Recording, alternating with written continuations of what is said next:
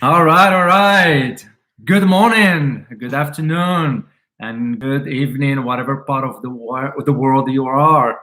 Welcome to Geopolitics and Conflict Live. So we missed you guys last week. We had to attend a financial conference in Miami, and so we're glad to be back here now. Well, did you meet any interesting people there, David? We did indeed. We did indeed. They were very, very interesting individuals we met. So. Well, do you think any of them would be good to be on our show? Well, funny you said that, Russ, because we're going to invite them, and our viewers will truly benefit from listening to what those experts have to say. And they are on a host of areas from macroeconomics to geopolitics and so forth. So, well, before we get started on our main topic today, some things have been happening internationally with big impact. And one of them is the upcoming, I think it's today, is the election in Iran. And enormous consequences can come out of that. That's correct, Ross, because the guy who's running for office to replace Hassan Rouhani, his name is Ibrahim Raisi, who is a hardliner. Oh. He was the head of the judiciary in Iran, and you can just see where this is going to go. So I am I am keeping an eye open on the outcome of the elections today. As a matter of fact, by the end of the day, they're going to announce the winner. So that's going to change the trajectory regarding so many issues in the Middle East, but mainly has to do with the Iran nuclear deal. Whoa. So. Well, the justice minister in Japan was just sentenced to jail. Oh yeah, that guy. Well, you know what he did? Well, he's not above the law. Yeah, he was sentenced to 3 years for helping his wife win the elections. That's the justice minister. So that's another big deal. Yeah, exactly. Well, Turkey's president is meeting with Biden. And the skinny here is that Turkey is cozying up to China. Pretty warm relationship. What do you think here, David? Well, actually, you're right, because that meeting took place right after NATO. Because but what's interesting about that? Two things. One of them is that Erdogan, the Turkish president, said to Biden, "Forget about us returning the S-400 to the Russians, the missile system. Yeah, they're not going to do it." And this said, "Well, about the F-35s, whatever you guys decide, we don't care." So what it says, it just, everybody now standing up to the U.S. Basically, that's what it is. Oh, do we see a theme here? Anyway, you're right. Okay, the Prime Minister of Great Britain, Boris Johnson, just had a meeting with Bahrain's Crown Prince.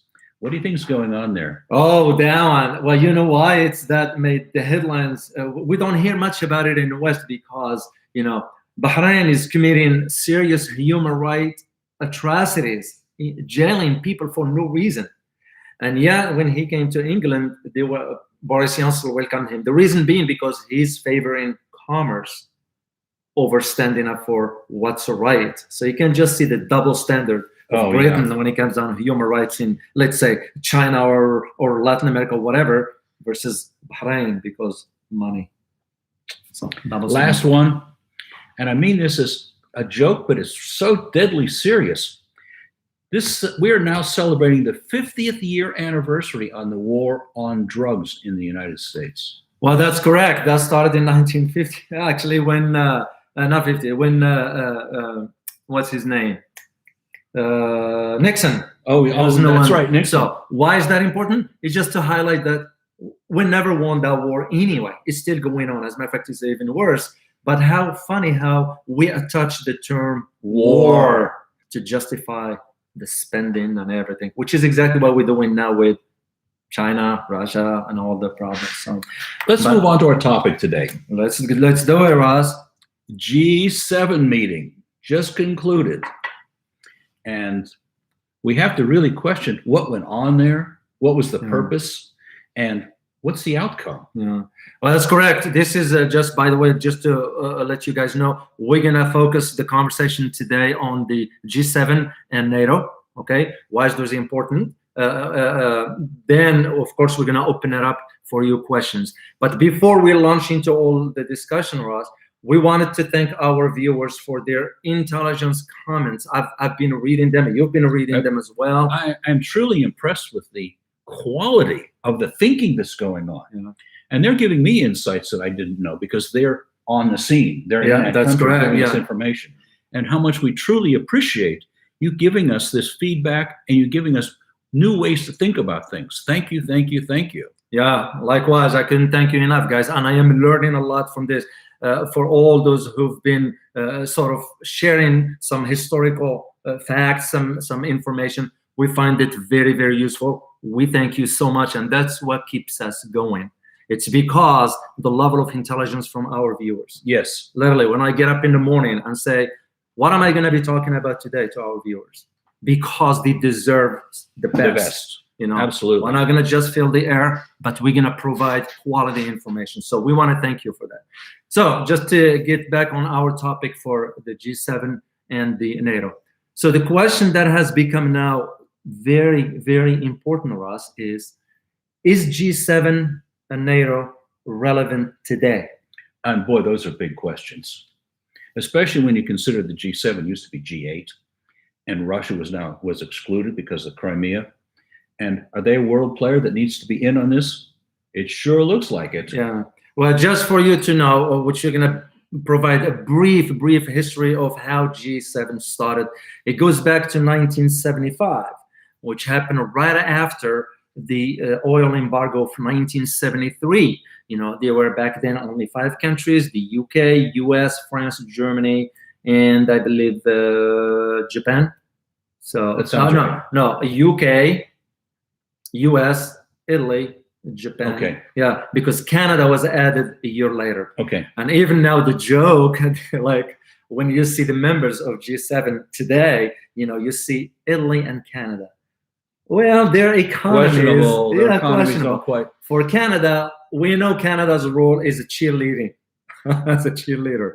For Italy, we question, you know, the judgment of why are they taking a seat at the table when their economy cannot even be matched with that of Indonesia, for example, right. with that of India, with that of Brazil, with South Korea. So is it cheerleading again? Oh, yeah, they are. They are. Call for what we see. So Canada has joined that after. So the conversation back then was about how we can move the economies together. It was till 2014. Of course, G7 became G8 with Russia in after the annexation of Crimea. As a matter of fact, there are those who say G7 kicked Russia out. There are other information that I read about yesterday, believe it or not, that Russia didn't want to join G7 anymore. Oh, yes, I looked at it. You know, it was some error the Russians diplomat made at some point. Yes, it came right after the Crimea issue, but that is not the sole reason to why Russia is not a member of the G7 anymore. And they said they won't want to go back anyway. So it's their choice now. It's their choice. That's what I read. So okay. I could be. But the point is not that. The point is, you know, with all what's going on, what we want to talk about today, if you are an entity like G7 and NATO for that matter, which we will get into NATO separately, talking about the economic aspirations, how you're going to increase the trade between those members and all that. Why all of a sudden you're focusing on China and Russia? And siding against them, figuring out what you can do to slow their progress. Yeah. So, and that's where a lot of analysts, at least observers, shall we say, start to question the relevancy of G7. Is it relevant for today's economy? You know, an entity that's been since 1975, the world has changed dramatically. Yeah, and you needed to change with it. And the same concept applies to NATO. Why all of a sudden you hear, I read the communique from NATO after the summit, how they consider now China a systemic challenger. You know, the word systemic, that's yes. a key word. Interesting enough to how they justifying it, because saying they, NATO, or Jens Stoltenberg, the Secretary General, saying that China represents a threat to the security of NATO. Well, wait a minute. Wait a minute. China is on the other side of the globe. And as the French president told the American president when President Biden mentioned about the threat of China, Macron said, and I quote, he said, the last time I checked, China was in a different continent. Is my map off? So it's not a joking matter, but to highlight the understanding of how NATO now is trying to find an enemy to justify its next 50 years. Well, they certainly picked a big one. Well, they picked two big ones. Two big ones. Because we all know when NATO came to existence it started in 1947. In 1948, it became, for a few members of UK and I think Germany at the time. After that, in 1949, officially the UK and the US entered into the conversation, and it became, I think I have some list of those countries that joined at the time, including Canada, of course, Italy, Portugal, Norway, Denmark, and Iceland. Those back then. So this is where NATO starts to expand to now having about 30 members. And 30 members with some countries like, last time it was an argument about adding Ukraine to the, which become like, whoa, which is a red line for the Russians. You know, the whole argument as to why we decide to talk about this is, and we did a video about this, Ross. Yes. About how NATO now, it's eyeing its sights. Just for you to understand, the whole reason for all this is the justification for NATO's existence is going to be based on the emerging enemy. There has to be an enemy. Yeah. There has to be someone to side against, so we are against them. That's correct. And also to justify the spending. Mind you that the US has already, and we're going to share this with our viewers, the US, the Pentagon has already allocated $5 billion to move troops close to China's border. So they want to encircle China. I mean, why are we going in foreign lands looking for conflicts when we have issues at home to deal with? The issues at home are just hellacious and need a whole lot of attention, a whole lot of money to take care of those things. And what we see is the United States and now the G7. Well, there's some question about whether G7 is really supporting this or not, especially when you look at the spying that went on all the leaders of the G7. That's true. How much support is there really for the U.S.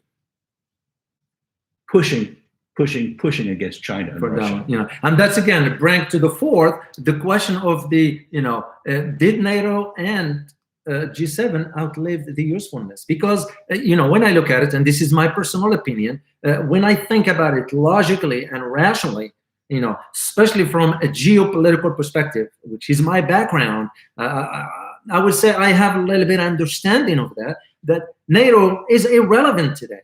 Because the whole existence of NATO was about preventing the spread of communism, right? Right. With the disintegration of the Soviet Union, well, that problem is resolved.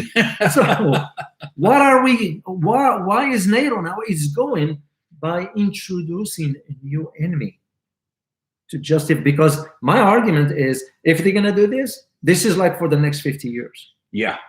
To justify it. And what bothers me the most as a US taxpayers, why my taxes that I am paying is going to support NATO over some issues that have nothing to do with me. And that's where I found it very, very problematic, especially an average citizen here in the United States would not comprehend this kind of issues. You know? And the administration, doesn't matter who, they keep just saying whatever. You know, I have to really ask questions like, how come with the G7 conference and the NATO meetings and so on, how could the United States move and the Allies moved a whole bunch of troops into Northern Europe, where Russia is claiming, justifiably, the northern route? Yeah, and this is why I believe Vladimir Putin made it clear that if Ukraine joined NATO, that's a red line. And I believe he's not bluffing, because you're talking about next door. Yeah. And that becomes the question, well, I understand when you are dealing with Russia, NATO dealing with Russia, because that was always the eternal enemy. Why all of a sudden China is entering the mix? Okay. So are we going to be looking at a new NATO in Asia? Because that's basically what they want to do with the Quad. Well, basically, it's going to fail. People are the Asian nations are coming to terms with China because it's good for business. Yeah. Well, you look at South Korea, which we're gonna do a show about that one, by the way, Ross.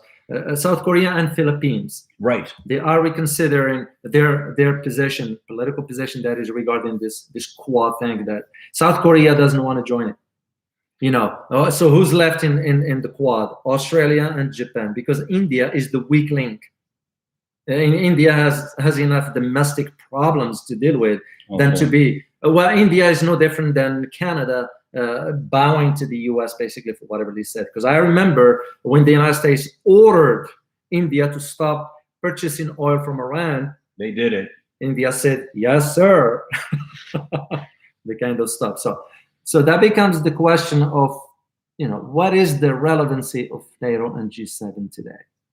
I don't see any. Well, it certainly seems that the United States is unwilling to have it be two centers of economic power in the world. It sort of ignores the fact that historically there always has been, and China was one of them. That's correct. You know, and China might have had a very different history if there wasn't a particular dowager around the turn of the century that stopped the democratic movement. The leadership in China at that time was in real chaos, thanks to European intervention. And they said, let's adopt the good from the West. Well, the ultra-conservatives said, no. Confucius said, here's how to do it. And we're going back 1,200 years or whatever, how long ago that was. Yeah. And we're going to fight everything that isn't Confucian. And going, wow, did that hurt everything? That's how communism came into being, because of the chaos that reigned in the country then. Interesting. Yeah. So there were two centers of power. And now we have it again. Wow. Well, what I found interesting, and just to share with our viewers, that it was a conversation inside the meeting of G7 to the point that internet was cut off. And you know why it was cut off? At least based on the conversation I had with... Oh, I was so suspicious. What was the reason? It was cut off because the US and the EU members butted head over China. The EU doesn't want to go that route, and the US is pushing the EU members to go that direction. So internet was cut off at that particular second, which I found very, very ironic. So that is where the idea of when we start to think in terms of where the world is headed, you know, geopolitically speaking. And you know, I've even noticed this one on my LinkedIn posts, that some individuals are saying, you know what, if only the US could take a seat with those countries. Because if you are turning an entire summit on one country or two countries, why don't you invite them and work your differences out? I read that one too, and I said, what a smart observation. Yeah, it's kind of, I didn't understand that one. That's like when somebody put a comment, you know what I mean? And I read a comment that we have some differences. What I'm going to do, I'm going to explain where my position is, and he or she will explain his position, and we could come to an agreement of sorts. When we look at the history of China, they're tough negotiators, but they come to the table. They do negotiate, and it's, well, what's good for China? Well, how do we make it a win-win scenario? The Russians, from what I can tell, are in a similar situation. They will talk to you. Yeah, and they did. As a matter of fact, even though if we are to evaluate the summit, how it was, and I speak for myself here, I don't speak for anybody, you know, it didn't matter too much, because basically, to me, the way I assess the summit was a summit about talks for future talks. You know, basically it was talks about talks. That's all it was. There is nothing concrete. What was concrete about it, Ross, is that at least Russia came up with something. And that something was the Nord Stream 2 pipeline. Oh, yeah. Nord Stream 2 pipeline. That is correct. They did win that. The second one has to do with the New START Treaty that was extended by 5 years. And guess what? It will allow the Russians to really, the US didn't get anything back for it. The Russians did. So, wow. Well, it's like one journalist was asking Putin during, and I listened to the entire press conference. The question was, you know, well, you are this and that. Well, Putin said, no, I am the president of the Russian Federation, and I have to ensure the interests of the Russian people. Oh, what a concept. Yeah, straightforward. Doesn't have to sugarcoat it, in the sense that the Russians had to look for their own interest. Chinese have to look for their own interest. So the Germans had to look for their own interest. You know, I saw parts of that same interview, and Putin has been very clear about this for a long time. And Xi Jinping is also clear about, I'm here to manage the well-being of the people of China. Yeah. How come President Biden isn't saying that kind of thing? Yeah. He's our president. We want him to say, we want to know that he's looking out for us, but he doesn't say that. Yeah. And it becomes really hard with some audience here in the United States. Then when we suggest something like this, all of a sudden we are not, we are un-Americans, we don't like Americans. That's not true at all. That's nonsense. To me, when somebody stated stuff like that, that's a weak mind. That's a really weak mind, because you know, as you and I have been reading all the comments from people, those comments are remarkably rare. Yeah, I can count the number of those on one hand. I really saw it twice, and not on the YouTube channel. I saw them on LinkedIn. You will think people will be more civilized, shall we say, but it's pathetic. But anyway, that's not one. I'm very concerned about that one. So the idea of now start the question, which I am sure intellectuals, academia, or even personally, I will be writing an article soon about, what is the relevancy of NATO? I mean, maybe NATO should cease to exist because there is no more Soviet Union. There's no more fight against communism. Yeah, and countries with their own system, they can do whatever they want. Who are we to go and dictate to country A, no, you have to adopt this system, you have to do this, you have to do that? Who are we to decide for countries? David, do you see any evidence that China is trying to export communism? No, I did not. I did not, because I looked at some research regarding their activities in Latin America and Africa, or even within Asia. Most of them are based on economic ventures. Yes. Most of them are based on economic ventures. And this is where I believe South Korea had to think twice about.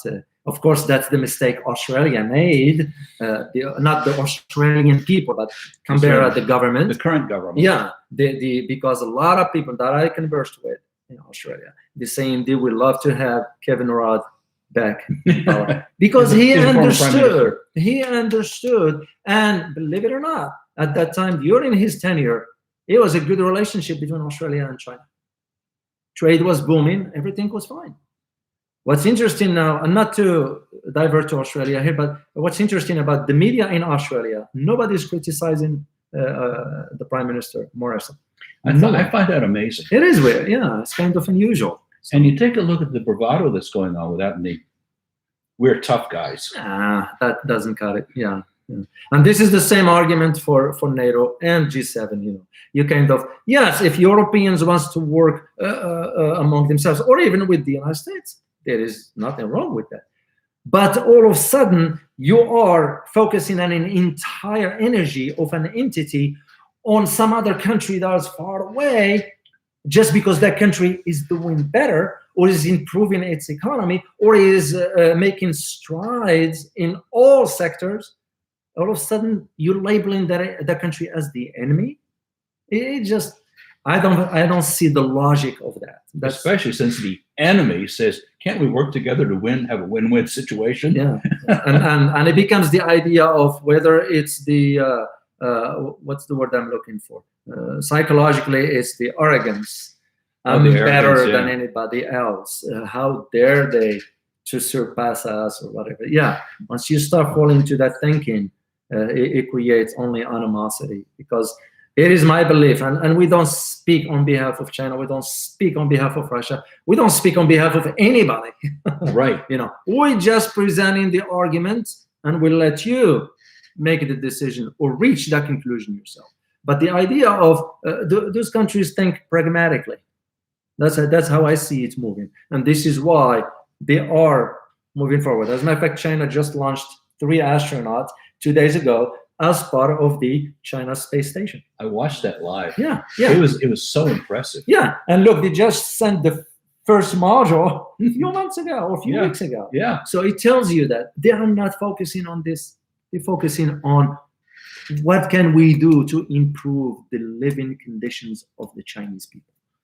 That's where the issue is. So I found it ironic and odd that NATO and G7 focusing their entire discussions about Russia and China. I get it. Yeah, it's kind of odd and weird and so forth. So, and this is why we decided we wanted to talk about this, but also to get your feedback on it as far as and the question we'll ask you, and you can respond to this in your comments, whatever. Do you think NATO and G7 are relevant today? So, and I'm gonna be reading the comments and everything else. So we're gonna open it for your questions, and we'll just go from there, and we'll have a conversation and discussion. So let's start with the first one from Hey Man. Thank you very much for your question. So and thank you for being here. The Chinese leadership only negotiate with a private enterprise in the US and Europe for the most part. They've bypassed our political system. Gosh, I wonder why. Yeah, that is a good point. And the idea of they think that, well, the Chinese system is just because it's different than ours, they are the enemy. They're not. They're not supposed to. You negotiate with them, you deal with them, and this is what we noticed remember the Alaska talks? Yeah. Between how the Secretary of State all of a sudden want to scold the Chinese delegation, and they won't have it. They let him have it. So they kind of responded back. And like, hey, we're done here.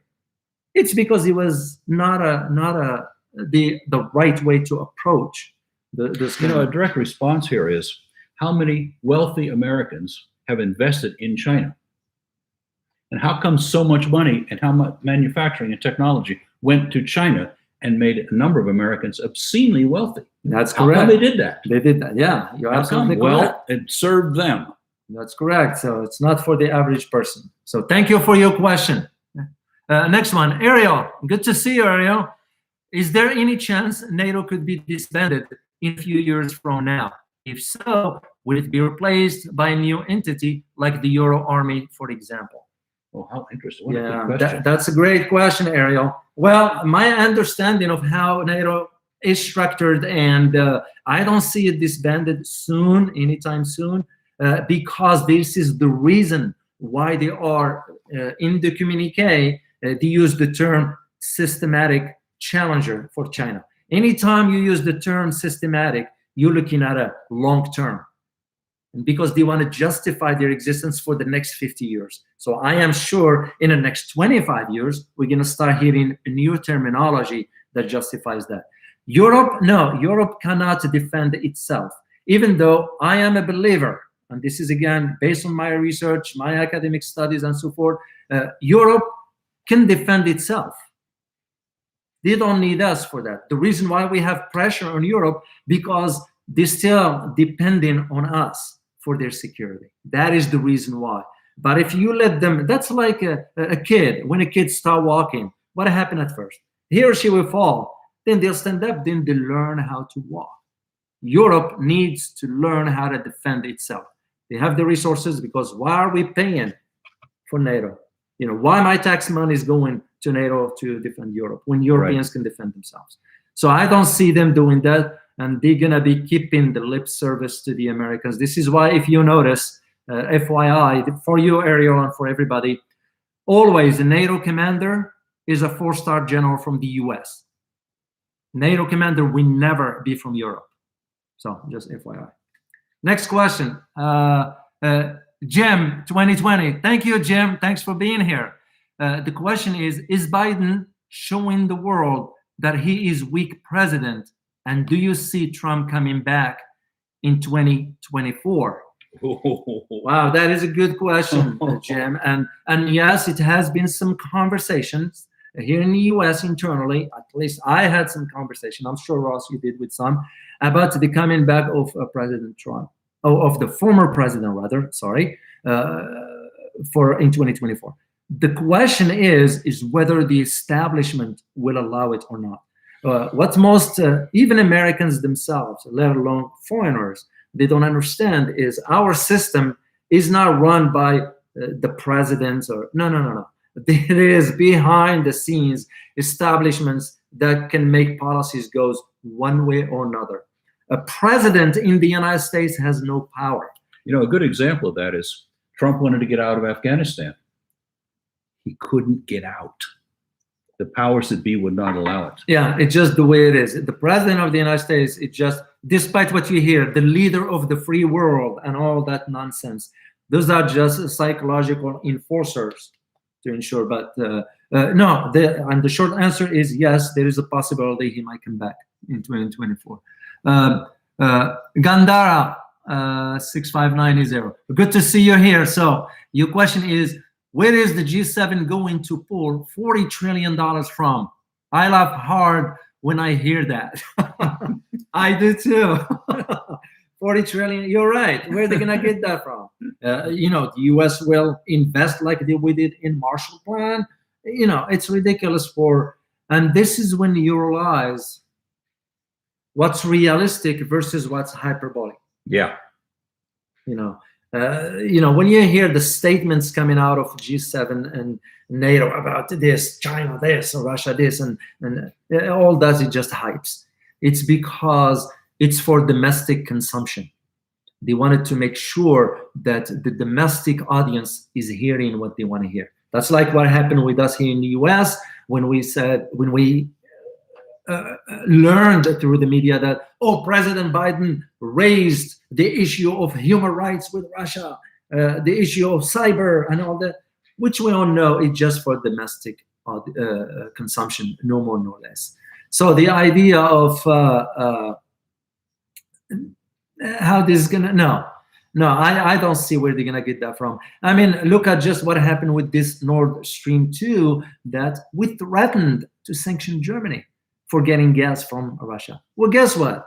Because Russia is going to deliver, usually based on the research I saw, Russia is going to deliver about 1 trillion plus cubic feet of natural gas. So it's common sense. From a business perspective, it makes perfect sense to get the gas from Russia, then get it from the US. You know, and that pipeline was so close that once the sanction was lifted, the next week, they opened it up. Yeah. So I just don't see the short answer to that. Next one is Beginner's Mind. Good to see you here, and I like your screen name. So I might be over analyzing this, but I noticed that during the photo shoot among leaders of G7, by economy strength, Japan is the third largest. Yet the Prime Minister of Japan, Suga, stand at the back. Oh, I saw that one too. You know, usually I see your point. I really see your point, and it makes perfect sense. And this is what was the question: what is Canada doing in G7? And that was the answer came up as cheerleader for the US. Yes. So what is Italy doing in G7? Cheerleader. Yeah. So, and Japan, yes, he was in the back. Yeah. But Japan also doesn't stand on its feet when it comes down to certain policies because they're dependent on the US, you know. And this is when you realize you can just start to see. The photo usually can tell you a lot. You know, isn't that the saying, a picture is worth 1,000 words? Yeah. All we needed to see was the picture. So you're right about this one. Next question is Benson. Good to see you, Benson. Is jealousy the reason why G7 and NATO are obsessed with China? I think it's fear. Fear of loss of power. Yeah, if I am not mistaken, I understood what you're getting at with that question. The jealousy, that will be human nature behavior. This, you're dealing with states. And when you come to that, you know, the term we use for that, for jealousy will be here, is the idea of fear. And yes, fear of being overrun by another country, sort of becoming the second. It becomes more of psychological impact. Right. How does it feel? Because this is where the challenge we have in the West, not all of us, of course, because personally, and I speak for myself, I am comfortable with the global shift that's taking place with China moving forward. The U.S. administration, Washington, that is having a hard time accepting that psychologically. So that will be the term for it. Next question will be Tag Duan. I hope I pronounced your name correctly, so pardon me if I didn't. So thank you so much for your question. South Korea is smart not to join the Quad. China is their main trade partner, and China could rein in Kim Jong-un. You're absolutely correct. Right. It makes perfect sense. And this is where that thinking, the strategic thinking, comes in. Yes, we do have 50,000 troops in South Korea. Yes, Korea is a close ally to the U.S., but just because the U.S. said you need to join the Quad, South Korea, Kim Jong-un, whatever his name was, the president said, I got to think about that. It's because, which means no. Yeah, which to me, I applaud the guy, the president of South Korea. Why? Because he's thinking about the welfare of the nation. Because any country, any great leader will think about the well-being of the people. Right. Not what's in it for me. And this is what we are missing here in America, at least, and I speak again for myself here. So I think it was a smart move, unlike what Australia ended up doing. And look where things are going, despite what you hear. I've been reading some news coming out of Canberra. They are misleading the Australians. So I hope they can wake up to the reality. And now, just to piggyback on your question here, Philippines is rethinking its possession as well. And that's why we're going to do a video to delve deeper. Soon. That's right. Oh, Beriokov, here. Wondering where you are, man. Good to see you as always. The question is, prediction on Western brood neo-Nazi across Eastern Europe in the next decade. Will it backfire in Western countries if the wealth is leaving the West as poverty is factor for extremists? Ooh. That is a loaded question. See, this is why we like our viewers, because, and I'm really personally, I'm not saying it to make you feel good, because that's not me. If you get to know me, that's not me. I don't sugarcoat things, and I don't need to say that. If I like you, I like you. I'll go extra mile for you. If I don't, I will let you know. Because to me, that's hypocrisy. Just say what's in your mind. So he's really like this. So and this is why we truly appreciate you guys, because this is engaging intellectually, and I won't trade this for whatever. Oh, I understand. I won't trade it for whatever. So that is a good question. We know that because I have a real interest in Germany and speak German, I've followed the neo-Nazis, and they are a powerful force.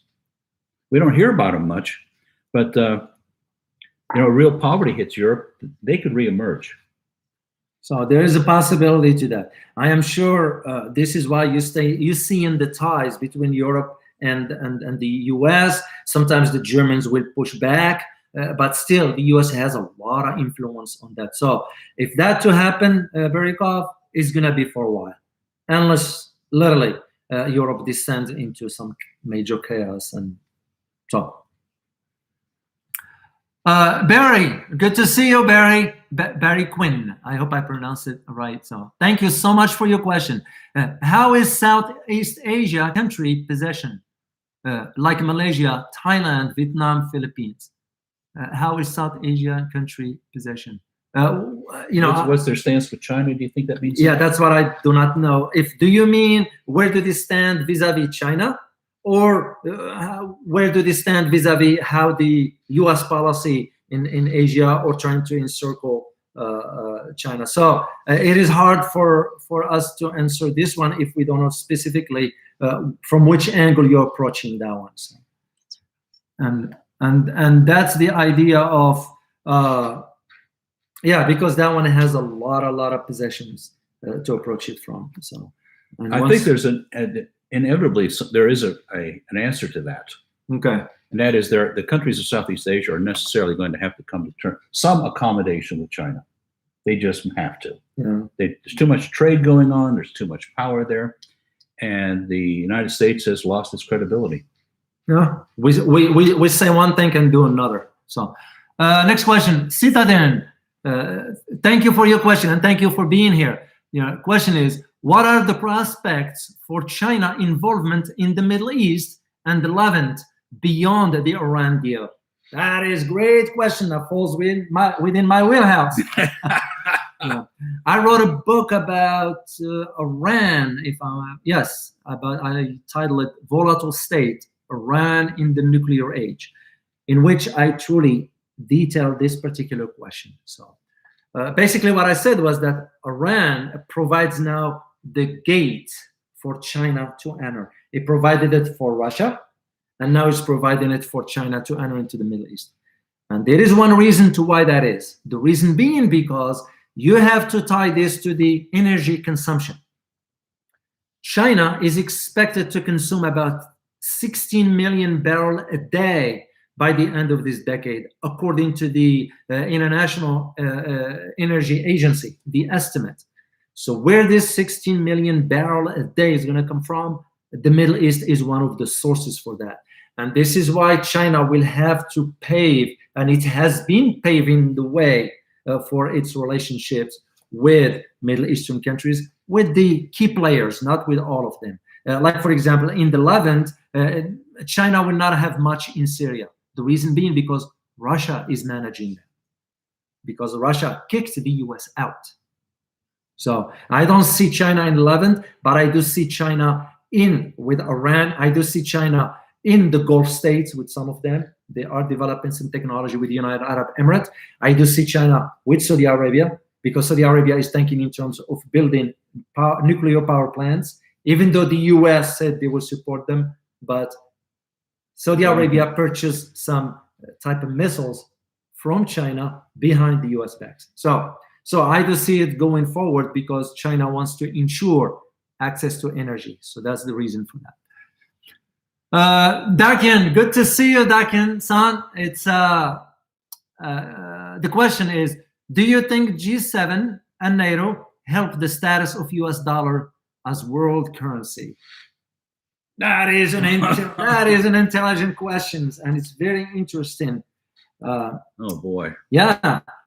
Interesting enough is that the conference I just attended recently had to do with these questions of the US dollar. Mind you, just yesterday, the US dollar went up a little bit and oil prices went down. Yes, the EU, because the US had a concern about the European Central Bank considering their own digital currency. Nice. Yeah, the European. That's inevitable with the rest of the world going that way. But also, this one has to do also with Vladimir Putin's statement. And his statement was, and I quote here, that he is willing to accept payments for the delivery of natural gas to Germany in the euro.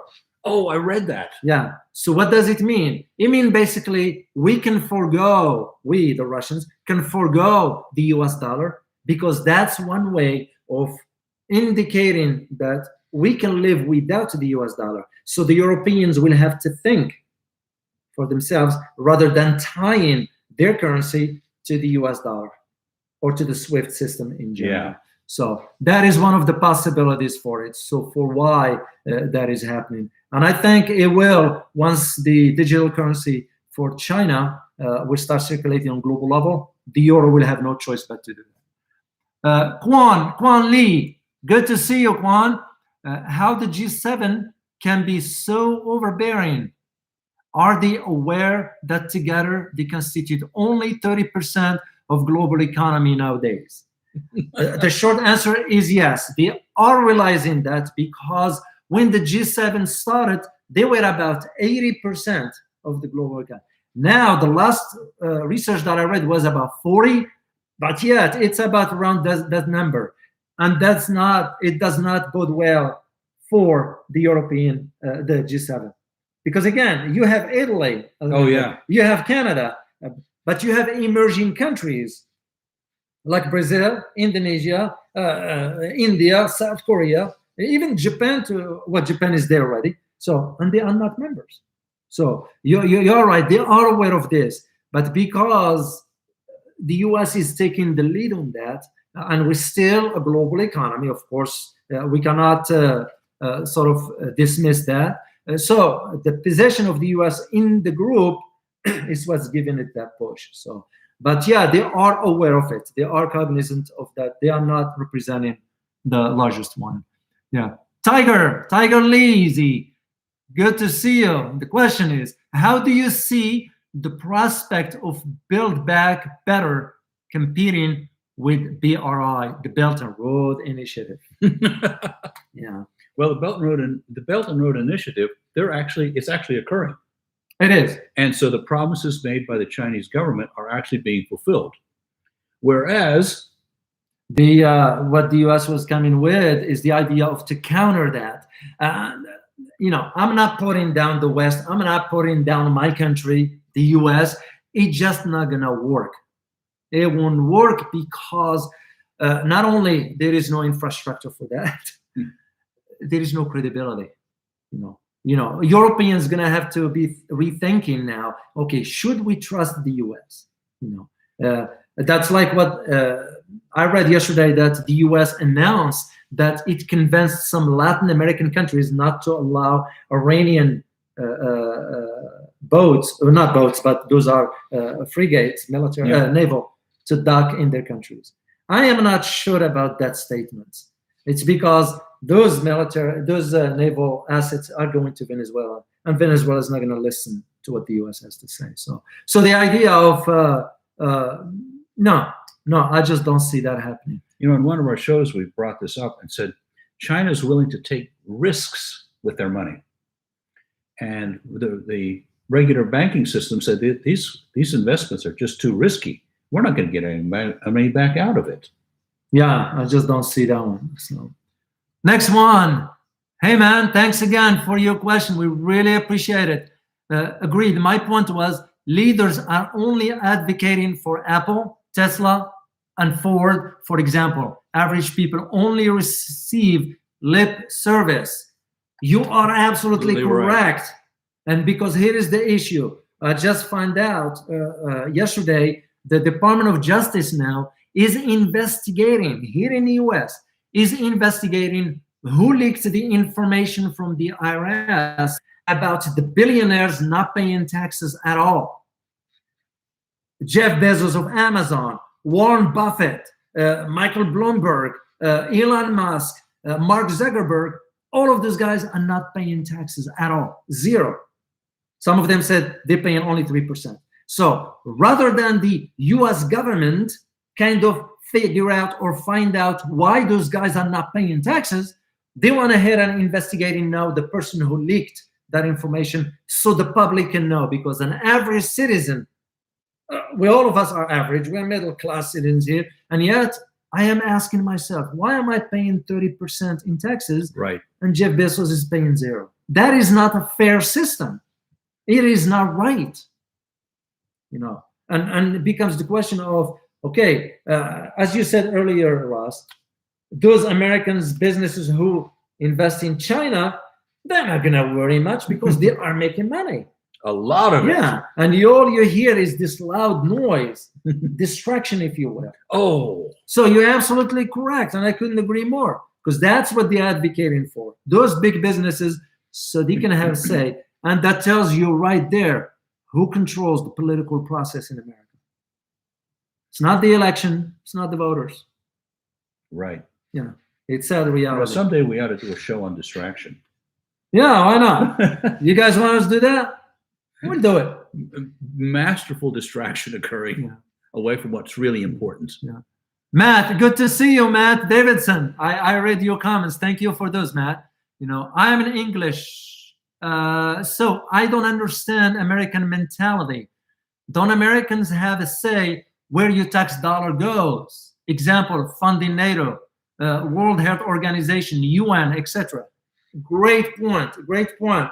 Yeah, our system is very, what's the word? Confusing. to say the least. It can be simplifying it. You look no further than how our tax system is structured. It's so damn complicated. How many pages? Oh, there are Thousands of 96,000 pages of taxes. And most of it, about 98% of that, it's written for businesses.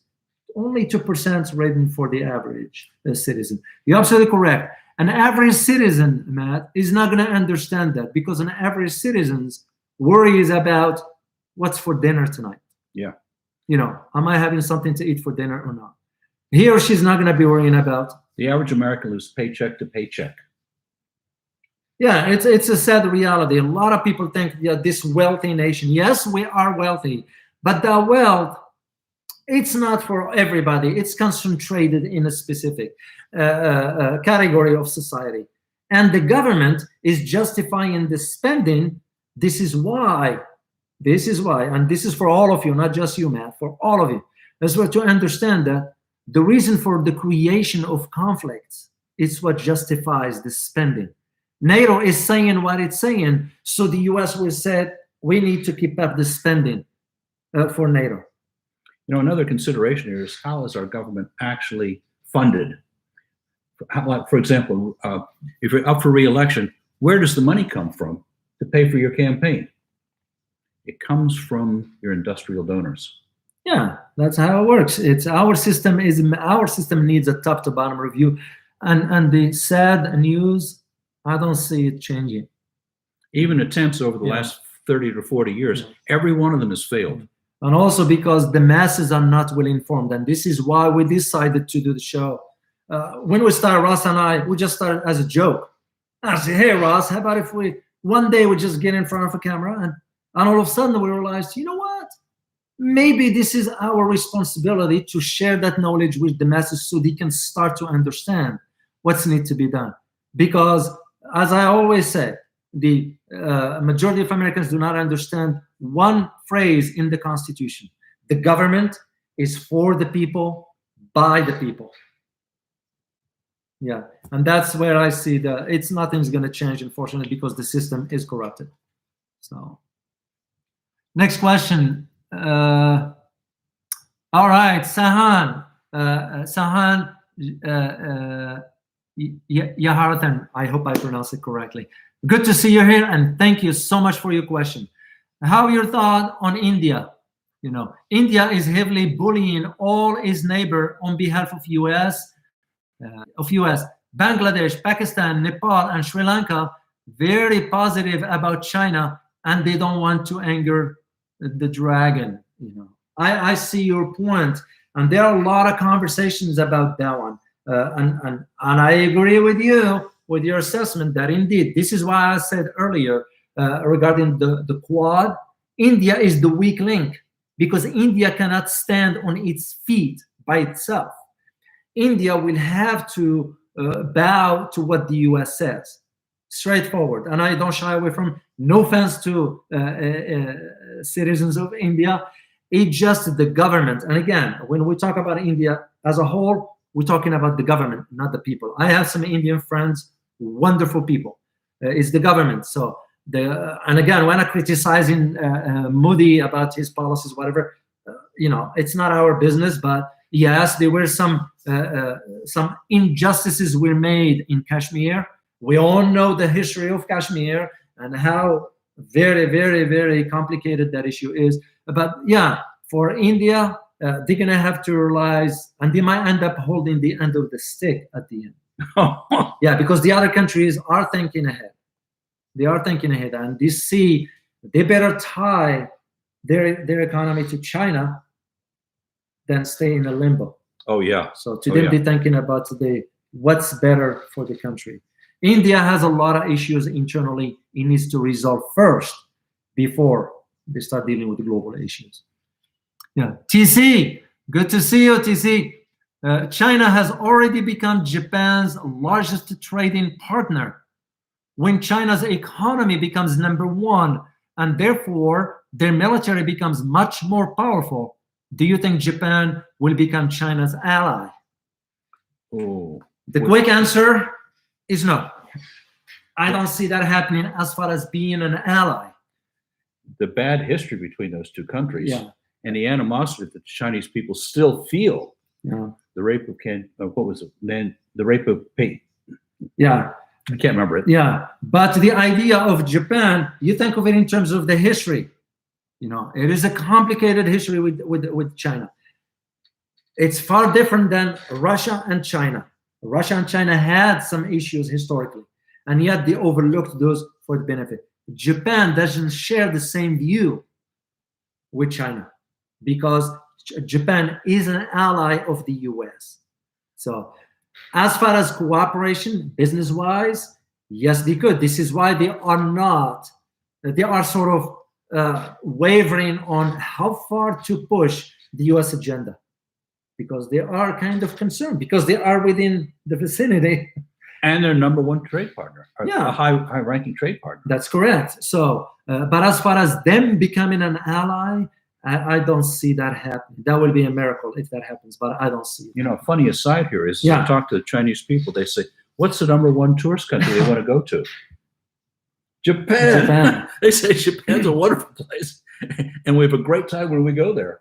Yeah, it just because you're talking about geopolitically, on a geopolitical level, that is, the US would be furious about that. And I don't see Japan doing that one. Next question. Wondering Steve, good to see you, Steve. With the awakening of the West and the US, will it be possible for Taiwan to choose to reunite with China from its own free will? Oh, wow. That is an interesting question, given just what happened about 2 days ago. There were about either 21 or 28 Chinese fighter jets went over the Taiwan's airspace, which usually you need to look at this from the concept of a message to the West, because that overflight came exactly after NATO issued that statement. So that's usually in the language of global affairs. That's how you communicate your messages. So, but the idea of Taiwan, because they are hardliners, first of all, within Taiwan, they are also the hawkish here in the US that will not allow that to happen. So it will be, what's the word I'm using? It will be to the betterment of Taiwan to go that route. Because like we did the video last time, Yeah. Even though a lot of you commented, because we used the term invasion, you know, usually Yeah. it's not, because which country invade itself? That just doesn't make any sense. Like the US will invade Hawaii. No. So, but we had to use the term invasion because anytime you have a military activities, it's considered an invasion. So we will use the same here in the US if the federal government end up deploying military, will say in invading Hawaii. So, but China and free will, it will be the other way around, that Beijing will offer, which it already did, will offer Taipei, you know, peaceful reunification. They are one Chinese. Yes, there are different ethnicities. Well, there are so many ethnicities within China, and they're fine. At least 27, at least. Wow, I didn't know that, Russ. I didn't know that. So, but the idea of them, yes, there is a possibility, because they're gonna realize, should we go with this scenario you suggested, if ever a war breaks out in that part of the world, yes, Taiwan's gonna have to make some very, very difficult decisions, because China, the mainland, made it clear, one way or another. And it is my belief, again, that's my opinion, President Xi want that to happen under his watch. That will be one of his major, major legacies when he's gone. Frank, good to see you, Frank. Frank Wang. I pronounced it correctly? I hope I did. Yeah, Frank Wang. Is that A or O? No, that's a W-A-N-G. Wang. Wang. Good to see you, Frank. The question, do you think the global minimum 15% corporation tax will become true and it's just a wish list? A great, great, great question. Once again, this is why we like our viewers, because you guys are very engaging intellectually, which is very important for all of us to learn from each other. We're learning from you as well. So the tax he's talking about, you know which one he's talking about? The corporate tax. Yeah. Well, guess what? because now the Europeans, as a matter of fact, France had just hammered Google with a fine because they didn't pay that one. The minimum tax for that, over the 15, they're gonna find ways to go around that, because those corporations, because this one for the multi corporations. But on the other hand, you're gonna have to think in terms of how other countries gonna push back against that, like Ireland. Ireland gets most of its revenues from having corporations relocate to Ireland. So they're not gonna, their home office is there, exactly, because taxes are so low. Exactly. So they won't want the taxes to go up. But I am sure they're gonna find those corporations, multi-corporations, they're gonna find ways of how to go around that system. So basically, it will be just I will use the term consumption of ink, no more, no less. They're not gonna enforce that one. So that issue's been around for a long time. I've tracked it for at least 10 years. wow. And it's not uncommon for the home office to have a staff of 3. It's a multi-billion-dollar corporation, And yet and the staff in Ireland is 3 people. Wow. A nice little office. They don't do anything, but Yeah. All right. We'll do one more question, one last more question, because we're gonna have to go do some other recordings. Will, good to see you, Will. France and Germany are waiting to witness the collapse of the American empire. Macron said NATO is brain dead for a reason. That was a good one, Will. That was a good one. And this is why I said, like literally during the conversation inside the G7, there was the tension, as a matter of fact, between France, Germany against the US, for when the US was pushing, because they want the Europe, all of them with one voice, China's bad, China bad, and they were pushing back because they realized in the business transactions.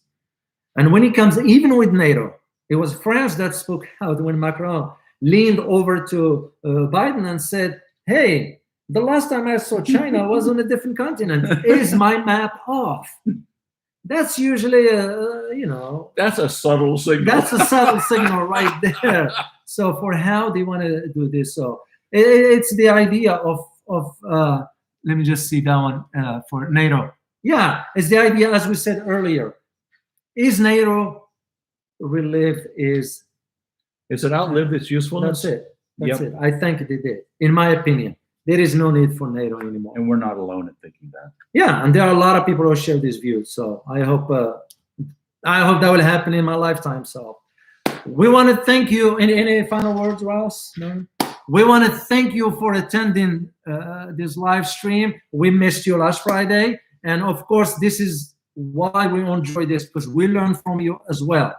I mean, truly, we're here to have a dialogue, no more, no less. And this is why we appreciate your comments. We appreciate the intellectual level you guys display. We truly appreciate you sharing your knowledge by, presenting some historical facts that we can learn from. And above all, we couldn't thank you enough for your support, because that means a lot to us. We are where we are today because of you.